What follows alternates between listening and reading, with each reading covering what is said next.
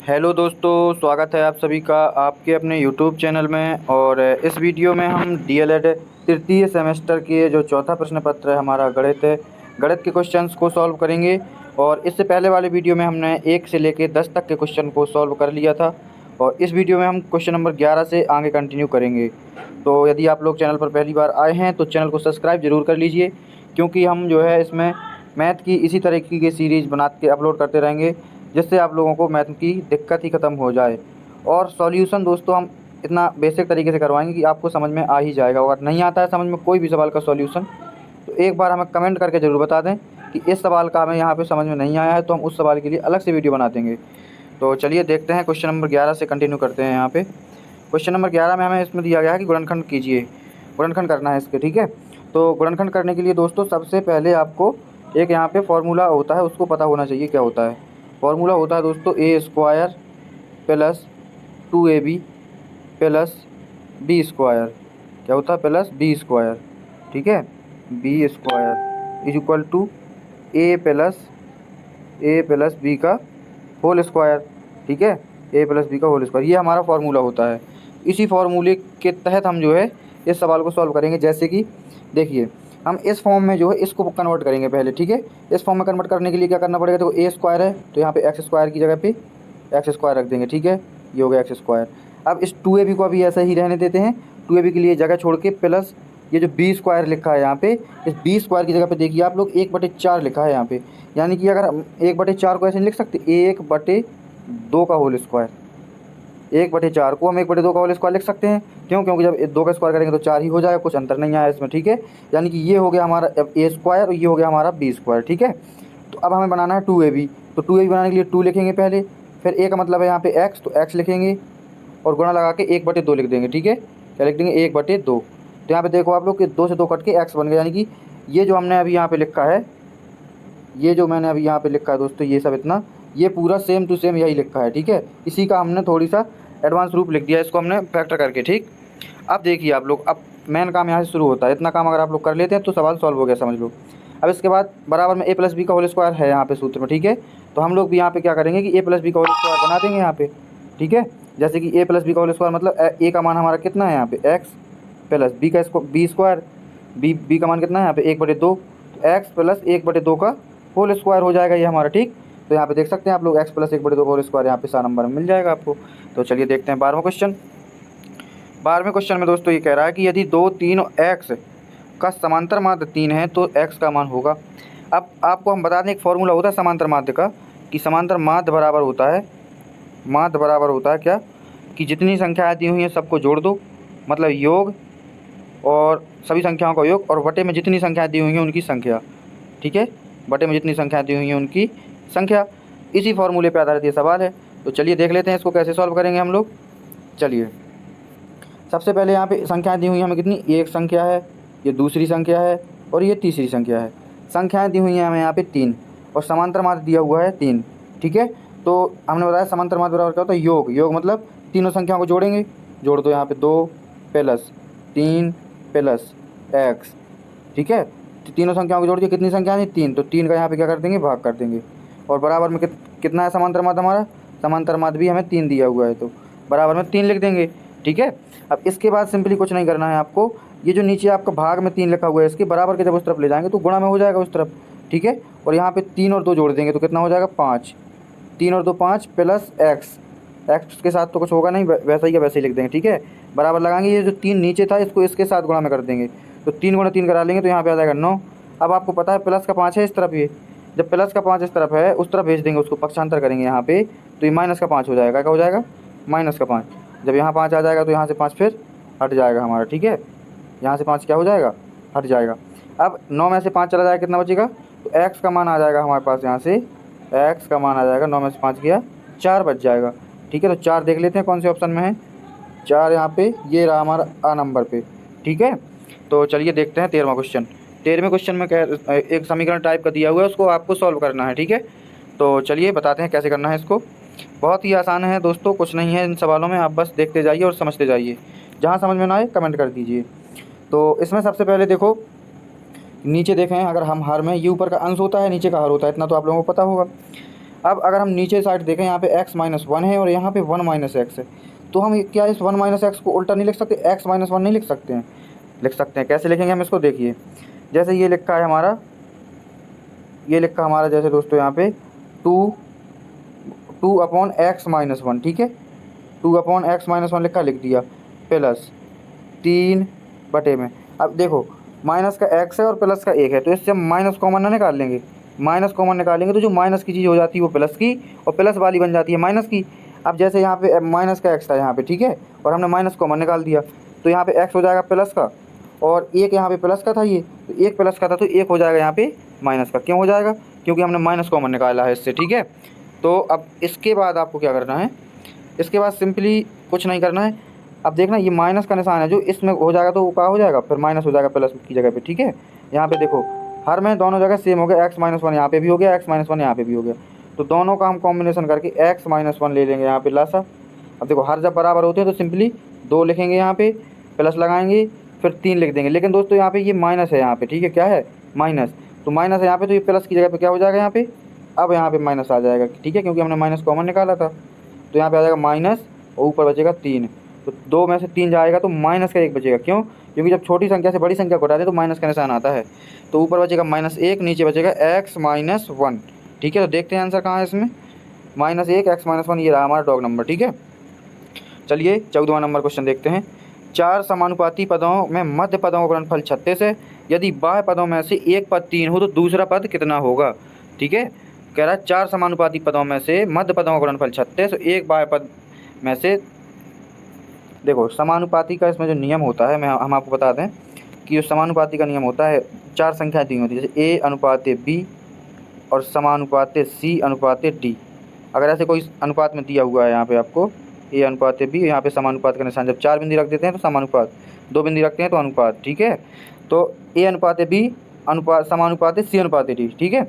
अब इसमें जो कह रहा है कि 4 समानुपाती पदों के मध्य पदों का गुणनफल, मध्य पदों का मतलब ये जो हमारे जो बीच के हैं ये वाले, इन दोनों का गुणनफल 36 है, मतलब b इंटू सी कितना है हमारे पास 36 है।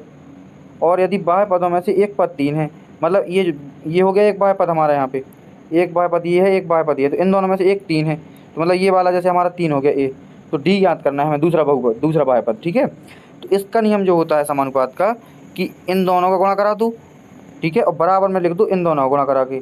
तो देखो बी और सी का गुणा कराया हमने, तो बी सी हमारा कितना दिया हुआ है सवाल में, 36 दिया हुआ है, ठीक है, 36 हमारा दिया हुआ है, बराबर में कर देंगे ए इंटू डी। अब ए का मान भी 3 दिया हुआ है, देखो इसको कैसे सॉल्व करेंगे, पहले इसको हम एक बार साफ कर लेते हैं थोड़ी सा। देखो यहाँ पे ए इंटू डी हो जाएगा और बराबर में हो जाएगा बी इंटू सी, ठीक है। अब बी इंटू सी दिया हुआ है हमारे पास 36, अभी हमने बताया था पीछे कैसे, ए अनुपात बी अनुपात सी अनुपात डी करके, ठीक है, उसी से दिया गया गुणनफल 36 है। और एक बाह्य पद में से एक 3 है, एक को 3 लिख दो, दूसरे को लिख दो डी, बराबर में 36। अब 3 इस तरफ गुणा में है तो इस तरफ जाएगा, इसको काट देंगे 36 को, तो 12 3 36, तो डी का मान कितना आ जाएगा दोस्तों, सीधे सीधे डी का मान आ जाएगा 12, ठीक है। देख सकते हैं आप लोग, 7 नंबर ऑप्शन इसका सही हो जाएगा। क्वेश्चन नंबर 15 देखते हैं। इसमें सिंपली दोस्तों घातांक वाला नियम है, यदि गुणा में कोई संख्या लिखी है तो घातें जुड़ती हैं, और भाग में कोई संख्या है तो घातें घटती हैं। मीन्स ए की पावर n इंटू ए की पावर m, अगर ऐसे लिखा हुआ है यहाँ पे तो इसको हम लिख सकते हैं ए की पावर n प्लस m, मतलब गुणा में था तो घातें जुड़ गई। अगर हमारे पास लिखा हो दोस्तों ए की पावर m बटे में ए की पावर n, अब ये भाग में लिखा है तो इसको हम लिख सकते हैं ए की पावर m माइनस n।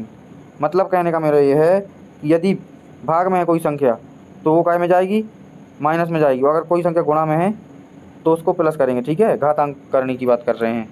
तो चलिए देखते हैं। अब यहाँ पे देखो आप लोग, आधार सब कहीं समान है, इसमें भी 3/4 है, इसमें भी 3/4 है और इसमें भी 3/4 है, तो 3/4 को लिख लेंगे एक बार, ठीक है, 3/4 को क्या कर लेंगे एक बार लिख लेंगे। अब देखो इसमें 2 घात लगी थी पहले से, लिख दो, इसमें 10 घात लगी, अब देखो ये गुणा में है और बीच में, तो 10 की घात यहाँ पे क्या हो जाएगी प्लस। अब यहाँ पे ये भाग लगा है, 8 घात है, तो जब भाग लगा है दोस्तों, भाग में हमने बताया था कि घातें घटती हैं, तो माइनस यहाँ पे 8 हो जाएगा, ठीक है। अब देख लो इनको, 10 और 2 जोड़ोगे 12 हो जाएगा, कितना हो जाएगा, 10 और 2 जोड़ोगे तो 12 हो जाएगा, और माइनस कर दोगे 8 तो 4 बचेगा, मतलब 3/4 और इसकी पावर हो जाएगी 4। ये हमारा आंसर निकल के आया है। देखते हैं कौन सा सही है, 3/4 की पावर 4, अब देखो 3/4 की पावर 4 है, तो 3 की पावर जब हम 4 करेंगे तो 3 गुणे 3 गुणे 3 4 बार करेंगे, तो यहाँ से निकल के आएगा 81। कितना निकल के आएगा? 81। अब हम 4 का गुणा 4 बार करेंगे, 4 गुणा 4, 4 चौके 16, चौके 64, 64 चौके 256 होता है। तो ये ऑप्शन यहाँ पे आपका सही हो जाएगा। चलिए क्वेश्चन नंबर 16 देखते हैं। क्वेश्चन नंबर 16 दोस्तों अभी हमने बताया कि अनुपात का चिन्ह पूछा है उसने, तो अनुपात का चिन्ह ये होता है, समानुपात का चिन्ह ये होता है, और बराबर का चिन्ह ये होता है, और प्रश्नवाचक चिन्ह ये होता है। ठीक है, तो चलिए क्वेश्चन नंबर 17 देखते हैं। समानुपात का चिन्ह क्या है? तो अभी अभी हमने जस्ट बताया आपको कि समानुपात का चिन्ह होता है 4 डॉट के साथ। ठीक है, 1 2 3 4, ये हो जाता है समानुपात का। ये अनुपात का होता है, ये कोण का होता है थीटा, ये सिग्मा होता है। ठीक है, चलिए क्वेश्चन नंबर 18 देखते हैं। अब क्वेश्चन नंबर 18 में कह रहा है कि दो संख्याओं का अनुपात है 8:5। यदि छोटी संख्या इतनी है तो बड़ी संख्या ज्ञात कीजिए। देखो यहाँ पे ऑप्शन वाले सवाल में इसको सॉल्व करने के लिए बहुत ही आसान तरीका है। संख्याओं का अनुपात दिया हुआ है हमें 8:5। ठीक है, अब 8:5 में से छोटी कौन है? यहाँ पे छोटी, यहाँ पे सिंपली आपको दिख रही होगी कि छोटी यहाँ पे 5 है। जब 5 छोटी है और हमें सवाल में छोटी दिया हुआ है 12.5, कितना दिया हुआ है? 12.5। तो 5 से कितने का गुणा करें कि 12.5 आ जाए यहाँ पे? यानी कि 5 का भाग करके देख लो। इसमें 5 का भाग हम करेंगे जब 12.5 में, तो कितना आएगा? 5 दूनी 10 और 5 25, मतलब 2.5 आया। यानी कि जब हम 5 में 2.5 का गुणा करवा देंगे तो 12.5 आएगा। अब हम बड़ी संख्या पूछिए, तो बड़ी संख्या हमारी 8 है। अंतर कितना निकल के आया इसका? 2.5। तो सिंपली 2.5 का हम करवा देंगे 8 में गुणा, बस 25 अट्ठे कितना होता है? 200, और एक अंक 5 तो 20 आ जाएगा इसका निकल। कितना आ जाएगा? 20। देख सकते हैं आप लोग, ये ऑप्शन सही हो जाएगा इसका 20। क्वेश्चन नंबर 19 है, अनुलोम समानुपात में तीर की दिशा कैसी होती है? तो अनुलोम समानुपात में होती है तीर की दिशा नीचे की ओर। ठीक है, और प्रतिलोम अनुपात में तीर की दिशा होती है दोस्तों, इसमें हम आपको बता दें कि दोनों में तीर की दिशा नीचे होती है। ठीक है, लेकिन अनुलोम समानुपात में, अनुलोम समानुपात और प्रतिलोम समानुपात होता क्या है ये समझ लीजिए आप लोग पहले। अनुलोम समानुपात जो होता है उसमें ऐसा होता है कि जैसे कोई दो चीज़ें हैं। ठीक है, जैसे ये अगर ए है, ये बी है, तो अगर इसको बढ़ाएंगे तो ये भी बढ़ जाए, इसको बोलते हैं अनुलोम समानुपात। ठीक है, अगर इसको बढ़ाएं तो ये बढ़ जाए, इसको अगर घटाएं तो ये भी घट जाए। ठीक है, और जो प्रतिलोम समानुपात होता है, प्रतिलोम समानुपात का मतलब ये होता है कि अगर हम इसको बढ़ा दें पहले वाले मान को तो ये वाला मान घट जाएगा, और अगर हम इस वाले मान को घटा दें तो ये वाला मान बढ़ जाएगा। ठीक है, ये होता है प्रतिलोम का। और अनुलोम का, यदि ये घटाएं तो ये भी घटेगा, अगर पहला घटाएं तो दूसरा भी घटेगा। ठीक है, चलिए क्वेश्चन नंबर अगला देखते हैं। 80 पैसे और 4 रुपये का अनुपात पूछा है उसने। क्या पूछा है? 80 पैसे और 4 रुपये का अनुपात। सिंपली 80 पैसे हैं तो 80 पैसे को तो 80 पैसे ही लिख दो। ठीक है, अब अनुपात लगा दो, यहाँ पे क्या लगा दो? अनुपात का निशान लगा दो। ठीक है, अब इसके बाद 4 रुपये। अब 4 रुपये को पैसे में बदलो, क्यों? क्योंकि ये पैसे में दिया हुआ है यहाँ पे, इसको भी पैसे में बदलना पड़ेगा। अब आप लोगों को पता होगा कि 1 रुपये में होते हैं 100 पैसे, तो 4 रुपये में 400 पैसे हो जाएंगे। ठीक है, अब देखो अनुपात निकालने के लिए यहाँ पे 80 से काटोगे, यहाँ पे 80 एकम 80, 80 से ये 5 बार में पूरा खत्म हो जाएगा, यानी कि 1:5 इसका अनुपात निकल के आएगा। ठीक है, कितना आएगा? 1:5। क्वेश्चन नंबर 22, 500 मीटर और 5 किलोमीटर का अनुपात निकालना है। ठीक है, अब वही तरीका फिर से अब अप्लाई करेंगे इसमें। 500 मीटर लिखा है, लिखा रहने दो 500 मीटर, अनुपात लगा दो यहाँ पे। 5 किलोमीटर लिखा है यहाँ पे। अब 1 किलोमीटर में होता है कितना? 1000 मीटर, तो 5 किलोमीटर में हो जाएगा कितना? 5000 मीटर। ठीक है, अब देखो 2 जीरो से इसकी 2 जीरो कट जाएंगी ये। ठीक है, 2 जीरो से इसकी ये 2 जीरो कट जाएंगी। अब देखो 5 बचा, इस तरफ 50, तो 5 से काटेंगे 5 एकम 5, अनुपात 5 से काटेंगे पदम 50, यानी कि 1:10 हो जाएगा। अनुपात कितना? 1:10 हो जाएगा इसका अनुपात। ठीक है, चलिए अगला क्वेश्चन देखते हैं, 23 नंबर। अब वो कह रहा है कि 35 को 3:4 में विभाजित कीजिए। अब 3 और 4 में 35 को विभाजित करना है, तो इसका सिंपल तरीका ये होता है दोस्तों। देखो सबसे पहले आपको क्या करना है, नॉर्मली जो अनुपात दिया हुआ उनको जोड़ दो। ठीक, जोड़ दो उनको। 3 और 4 कितना हो जाएगा? 7। कितना हो जाएगा हमें? और कितने रुपए को चेंज करना है? 35 रुपये को, तो 35 रुपये यहाँ लिख लो। अब 3 और 4 को जोड़ दो, कितना हो जाएगा? 7, तो 7 नीचे लिख दो। 7 से 35 कर जाए कितनी बार में? 5 बार में, यानी कि हमारा एक इकाई का मान निकल गया है, वो 5 आया। ठीक है, 5 रुपये। अब हमें क्या करना है?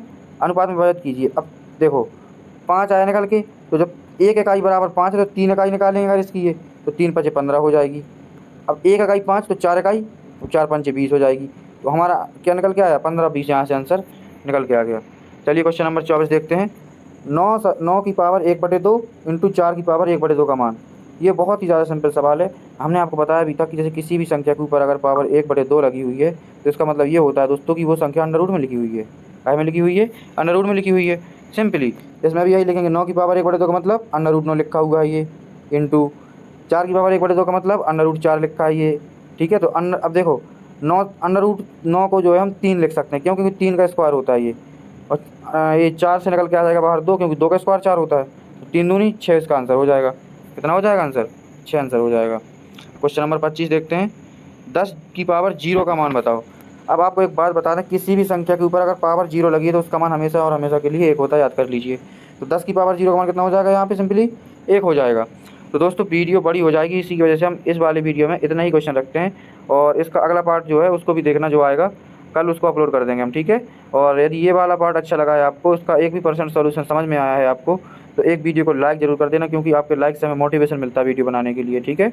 और कमेंट कर देना अच्छा सा कोई, और चैनल पर पहली बार आए हैं तो चैनल को सब्सक्राइब जरूर कर लेना, साथ ही नोटिफिकेशन बेल भी दबा लेना, क्योंकि अगर हम जैसे अगला वीडियो डालेंगे आप तक पहुँचेगा नहीं तो आप क्लास मिस कर देंगे तो फिर आपको जो है पेपर में थोड़ी सी प्रॉब्लम हो सकती है, और नहीं भी हो सकती है। ऐसा नहीं कहूँगा मैं कि इस वीडियो से ही देखने पे आपको प्रॉब्लम नहीं होगी। हाँ, लेकिन ये है कि अगर आप ये वीडियो देख लेते हैं तो आपको जो है काफ़ी हद तक नहीं, मैं ये कह रहा हूँ कि जो मैथ के क्वेश्चंस आते हैं उसमें से आप 50% सॉल्व कर दोगे, ठीक है।